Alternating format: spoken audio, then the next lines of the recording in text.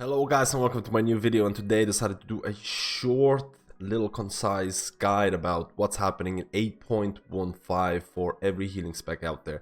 What changes are going to be made associated with some azerite traits, and there are a few changes, some really big nerfs to certain classes and certain playstyles, but overall there's not that much going on with 8.1.5 in terms of class changes. But if you're unaware or haven't even checked anything about it, hopefully this video is going to provide you with a little overview of what's happening. So first of all, let's look at the class changes for the new patch. So overall, there's been a big nerf happening to one of the healing traits, and that is Bonded Souls. This video is mainly going to be covering healers, by the way. So Bonded Souls has been nerfed by quite a bit.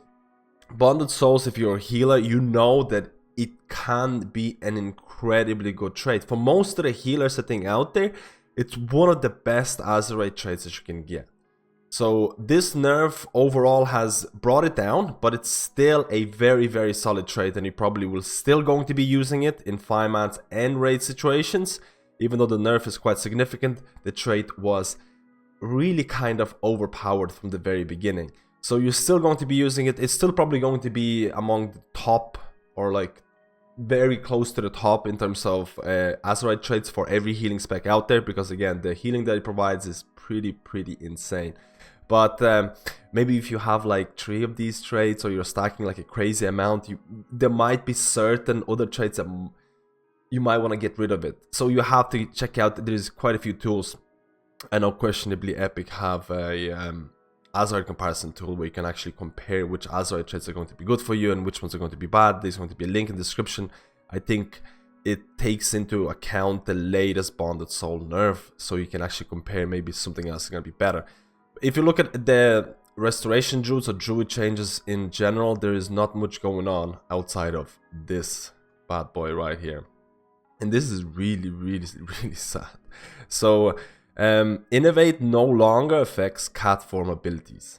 So a lot of people were unaware of this when they're playing a Resto druid, especially in 5-man situations where they would prepare to do cat weaving or prepare to do really a lot of damage. You press Innovate, you go into cat form, and then you'll be able to use your cat abilities free of charge. The energy would not go down, so you're able to do your finishers with max energy and things like that. It was just it was a DPS trait for Resto druids in 5-man situations, which made them quite a strong healer, because DPS, or dealing DPS as a healer in 5-man, is really important. And a lot of people from the very start, I said that this was an unintentional change, that Innovate worked with kitty form. I knew it was an unintentional change, but Blizzard did not change it because I felt they didn't really care, because Resto druids were not that great at the start of expansion. Now Resto druids are becoming one of the top healers in 5-man, and most of the people are picking Resto druids in 5-man. So I can see why Blizzard did this. They were like, okay, they're getting a little bit strong, a little bit too strong. Let's start with these little nerfs. And this is a relative nerf to Resto druid DPS. Maybe Lively Spirits, like if you're doing a lot of raid content as Resto druid, you probably come across Lively Spirits a lot. And Lively Spirits is pretty garbage in 5-man because you'll be using your Innovate in kitty form, and Lively Spirits does not work with kitty form abilities. So it was like really bad. Maybe Lively Spirits now is going to be a decent 5-man trait. At least it's going to be better, because again, you won't be going, when you use Innovate, you won't be going into kitty form anymore, which is really sad. It enhanced the gameplay for me. If you go to Mistweaver monks, there's nothing happening in terms of Mistweaver monks. No changes at all, no surprise here. Yeah, no real surprise here. There has been quite a few changes happening with the global cooldown abilities, and that is to do with Wings, Avenging Wrath, and that is to do with Ascendant. So ever since BfA added global cooldown to some of these big abilities, people felt like, hey, I'm using these huge cooldowns, I'm wasting like 1.5 seconds because the global cooldown feels so bad.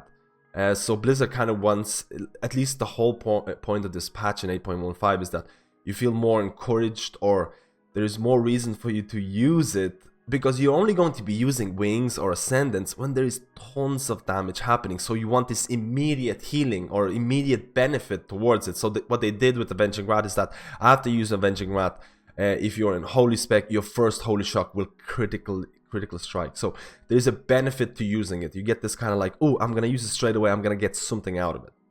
So I guess it's nice. It's making, like, you know, wings stronger, and I'll talk about Ascendance later on. So Holy Priest got Symbol of Hope, Quality of Life improvements. So bolsters the morale of all healers in a party and raid within 40 yards, restoring 2% of their missing mana and mana immediately and every 1 second for 5 seconds. So you might be reading this and you might be like, hey, it's gone down to 5 seconds. Am I restoring less mana and things like that? It's not really. This has been, you're going to be restoring the same amount of mana that you were before, but instead of 6 seconds, it's going to be done in 5 seconds. So it's going to, it's a quality of life thing. You restore mana quicker and things like that. Nothing too major again. So Shamans probably received the biggest nerf coming into 8.15, and that is to do how their azerite traits were being, let's not call it exploited, but let's call it a little bit broken. And I made a video about this before, because you'll notice here, first of all, Ascendance. First of all, let's talk about Ascendance. So duplicates all healing you deal for 15 seconds and immediately healing for 600% of spell power. So if you pop Ascendance straight away, there's going to be a heal that's going to come out. It's going to be a 600% heal that's going to be spread. From what I've read, it's going to be spread among all friendly targets within 20 yards, because that's how Ascendance works. So you get this instant burst healing the second you activate it. Then after global cooldown ends, you're able to heal and healings get duplicated. So again, just like Wings, you get an incentive to press it, and the same thing happens with Ascendance. You get a little bit of an incentive. But this is completely offset. The only reason you would pick Ascendance is because of how Ascendance interacted with Spouting Spirits. And that was the main reason you would pick Ascendance. And there was a lot of logs for Resto Shamans. In Mythic Jaina, like in Mythic Jaina, everyone was using Ascendance. I think I have a log here. You can see like the most popular talents here are Ascendance. Most of the people here, most of the Resto Shamans here are using like triple Spouting Spirits. They're popping Ascendance. Ascendance is going to duplicate the healing of Spouting Spirits. It's going to go into Cloudburst. It's going to provide like so much healing. So that is going away. Spouting Spirits, Ascendance bonus healing no longer interacts with this trait. So what this means is that Ascendance is most likely dead. I don't think anyone is going to be using Ascendance. Maybe, I'm not 100% certain, but I'm pretty sure without this trait, Ascendance is no longer going to be used on majority of encounters. Maybe some really niche scenarios where you need to bypass a certain part where there's tons of healing. But overall, I'm pretty sure most people are going to go High Tide. Even though Ascendance had this, like, you know, incentive to popping it, like 600% heal, that's not big enough to offset the nerf that happened to Spouting Spirits. Spouting Spirits azerite trait is still an amazing trait. It's still a very good trait to use. It's still a very popular trait. The uses of Ascendance is the one that's being affected here. That's the one. And there's also another thing that I really wanted to cover, is that Holy Paladin. Tons of people have been asking me, has Holy Paladin been nerfed? Is Glimmer of Light going away?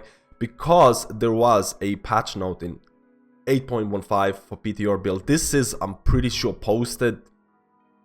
Yeah, this was posted on January. And there was a Glimmer of Light change here. It said that it was getting nerfed from 78 to 66. And apparently this, a lot of people were getting confused, including myself. This is a tooltip fix.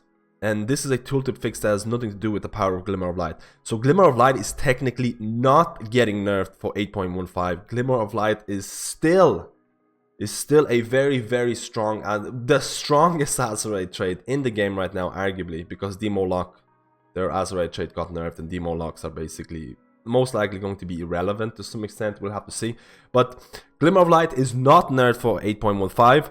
It might still get nerfed, I'm not sure, but as a Holy Paladin, you're probably happy right now. As a Resto Shaman, you might have to adjust some of your playstyle, especially if you're playing Mythic Jaina Proudmoore encounter, where you probably won't be using Ascendance anymore.